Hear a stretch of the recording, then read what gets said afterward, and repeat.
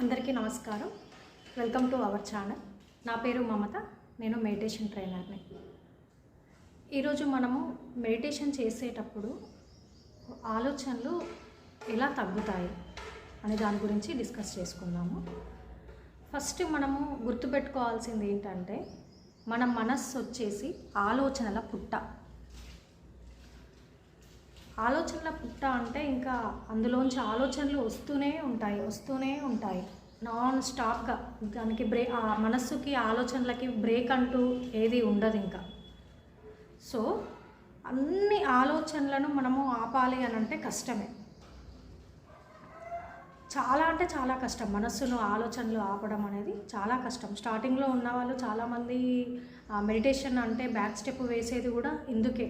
ఏంటి అంటే ఆలోచనలు చాలా వస్తున్నాయి, మాకు కుదరడం లేదు ధ్యానము, మాతో కాదు ఇది చేయడము అని చెప్పి చాలామంది అక్కడే బ్యాక్ స్టెప్ వేస్తారు. ఎందుకంటే ఆలోచనలతో అంత ఇబ్బంది ఉంటుంది. ధ్యానంలో కూర్చోగానే ఇంకా ఎక్కువ స్టార్ట్ అవుతాయి.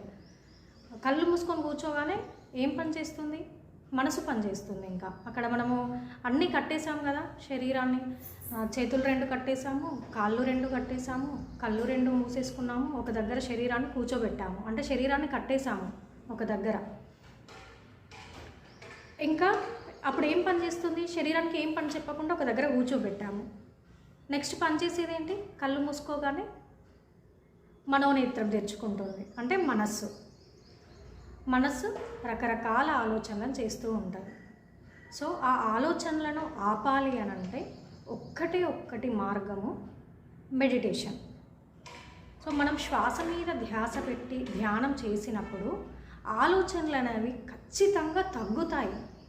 కాకపోతే ప్రాక్టీస్ అనేది అవసరం. 1 రోజు 2 రోజులు 3 రోజులు ఇన్స్టాంట్గా రిజల్ట్ రావాలి అని అంటే ఎక్కడ రాదు రిజల్ట్. సో ప్రాక్టీస్ అనేది చాలా ఇంపార్టెంట్. ప్రతిరోజు ప్రాక్టీస్ అనేది ఉండాలి. సో ప్రాక్టీస్ చేస్తూ ఉంటే ఆలోచనలు అనేవి డెఫినెట్గా తగ్గుతూ ఉంటాయి. అది ప్రాక్టీస్ చేసే వాళ్ళకి అర్థమవుతుంది. మనకి రోజుకు ఆలోచనలు తగ్గుతున్నాయి అన్న విషయం కూడా మనకి అర్థమవుతుంది. ఎలా అంటే, మనసు ఎప్పుడు కానీ ఒకసారి ఒకే పని చేస్తుందండి. ఎట్ ఏ టైం 2 పనులు చేయదు. ఒక ఆలోచనను కంప్లీట్ చేసుకున్నాకనే ఇంకొక ఆలోచన వైపు వెళ్తుంది. లేదు అంటే ఒక ఆలోచన మధ్యలో అక్కడ స్టాప్ చేసిన తర్వాతనే ఇంకొక ఆలోచనకి జంప్ అవుతుంది తప్ప ఒకటేసారి 2 పనులు అయితే చేయదు మనసు. సో ఈ మనస్సుని ఏం చేస్తామంటే, ఇప్పుడు అదేంటి ఉంటే భవిష్యత్తులో కానీ లేదంటే గతంలో కానీ ఉంటుంది. గతంకి సంబంధించిన ఆలోచనలు కానీ భవిష్యత్తుకు సంబంధించిన ఆలోచనలు కానీ చేస్తూ ఉంటుంది మనస్సు. సో దానిని ప్రస్తుతంలో ఉంచాలి. మనం ప్రస్తుతంలో ఉంచాలి అని అంటే ఏం చేయాలి? శ్వాస మీద ధ్యాస పెట్టాలి. మరి శ్వాస మీద ధ్యాస పెడితే ఎందుకు ప్రస్తుతంలో ఉంటుంది అంటే, మన శరీరంలో శ్వాసకు మాత్రమే గతం అనేది భవిష్యత్తు అనేది ఉండదండి. అది ఎప్పుడు ప్రజెంట్లోనే జరుగుతుంది. లోపలికి వెళ్తుందా వస్తుందా, లోపలికి వెళ్తుంది వస్తుంది. ఒక శ్వాస మాత్రమే ప్రజెంట్లో ఉంటుంది, ప్రజెంట్లో జరుగుతుంది. సో మన మనస్సుని అంటే గతంలోకి వెళ్ళే మనసుని భవిష్యత్తులోకి వెళ్ళే మనసుని తీసుకొచ్చి ప్రస్తుతంలో జరుగుతున్న శ్వాస మీద పెట్టినప్పుడు మనస్సు అనేది ప్రస్తుతంలో ఉంటుంది. అంటే ప్రస్తుతంలో జరిగే శ్వాసను మనం గమనిస్తున్నప్పుడు ప్రస్తుతంలోకి వచ్చేస్తుంది అన్నమాట. సో ఇక్కడ ఏం జరుగుతుందంటే ఆలోచనలు ఎలా తగ్గుతాయి అంటే, ఇప్పుడు ఫర్ ఎగ్జాంపుల్ 1 అవర్ మెడిటేషన్లో కూర్చున్నాం. మనం 1 అవర్ మెడిటేషన్లో కూర్చున్నప్పుడు మనకు ఒక 100 ఆలోచనలు వచ్చాయి అనుకుందాము. 1 అవర్కి 100 ఆలోచనలు వచ్చినప్పుడు మనము ఆ మెడిటేషన్లో కూర్చున్నాము, శ్వాసను గమనిస్తున్నాము. శ్వాసను గమనించినప్పుడు ఏం జరుగుతుంది అని అంటే, ఒక ఆలోచనకి ఇంకొక ఆలోచనకి మధ్యలో గ్యాప్ అనేది వస్తుంది, గ్యాప్ ఏర్పడుతుంది. వెంటనే ఆలోచనలు రాకుండా మనం ఏంటి, ఆ మనస్సుని శ్వాస మీద పెట్టాము, శ్వాస దగ్గరికి తీసుకొచ్చి కూర్చోబెట్టాము కదా మనసుని. సో అప్పుడు ఏంటంటే శ్వాస దగ్గర ఉన్నప్పుడు ఆలోచనలకు మధ్యలో గ్యాప్ అనేది ఏర్పడుతుంది. ఒక ఆలోచనకి ఇంకొక ఆలోచనకు మధ్య గ్యాప్ వస్తుంది.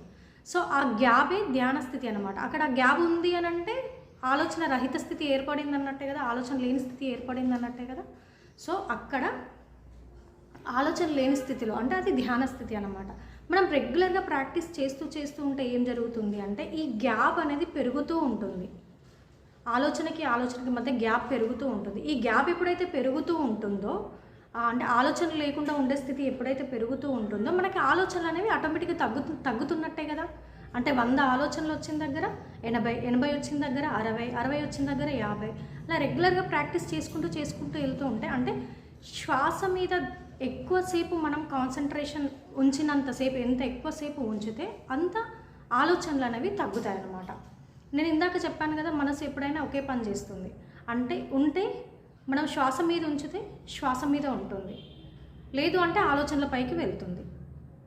మనం ఒకటే గుర్తుపెట్టుకోవాలి, ఇక్కడ మనము ఆలోచిస్తున్నాము అని అంటే మనం శ్వాసను గమనించట్లేదని అర్థం. మనం శ్వాసను గమనిస్తున్నాము అని అంటే మనకు ఆలోచనలు లేవని అర్థం. ఇదొకటి గుర్తుపెట్టుకోవాలి. ఆలోచనలు వస్తున్నాయనంటే మన మనసు ఆలోచనల దగ్గరికి వెళ్ళింది, శ్వాస దగ్గర లేదు. శ్వాస మీద మనం ఉన్నాము అని అంటే ఓకే, ఇప్పుడు నాకు ఆలోచనలు లేవు, నేను శ్వాస మీద ఉన్నాను. ఇలా ఆలోచనలు అనేవి శ్వాస మీద ధ్యాస, అదైనా సరైన ధ్యాన పద్ధతి ఏంటి? శ్వాస మీద ధ్యాన పద్ధతిలో సహజమైన శ్వాసను గమనించడం ద్వారా మెల్లిమెల్లిగా ఆలోచనలు అనేవి తగ్గుతూ ఉంటాయి. సో శ్వాస మీద మనస్సు అనేది ఎక్కువసేపు కేంద్రీకరించడం వల్ల, అంటే గమనించడం ద్వారా శ్వాసను, ఆలోచనలు అనేవి మెల్లిమెల్లిగా తగ్గడం స్టార్ట్ అవుతుంది. సో ఇలా అన్నమాట, మెడిటేషన్ చేయడం ద్వారా ఆలోచనలు అనేవి మనం ఖచ్చితంగా ప్రాక్టీస్ అనేది ఉండాలి. స్టార్టింగ్లో కొంచెం ఇబ్బంది పడినా కూడా డైలీ ప్రాక్టీస్ చేస్తూ ఉంటే ఖచ్చితంగా రిజల్ట్ అనేది ఉంటుంది. సో ఇలా మెడిటేషన్ చేయడం వల్ల మెల్లిమెల్లిగా ఆలోచనలు అనేవి తగ్గడం స్టార్ట్ అవుతుంది. Thank you so much.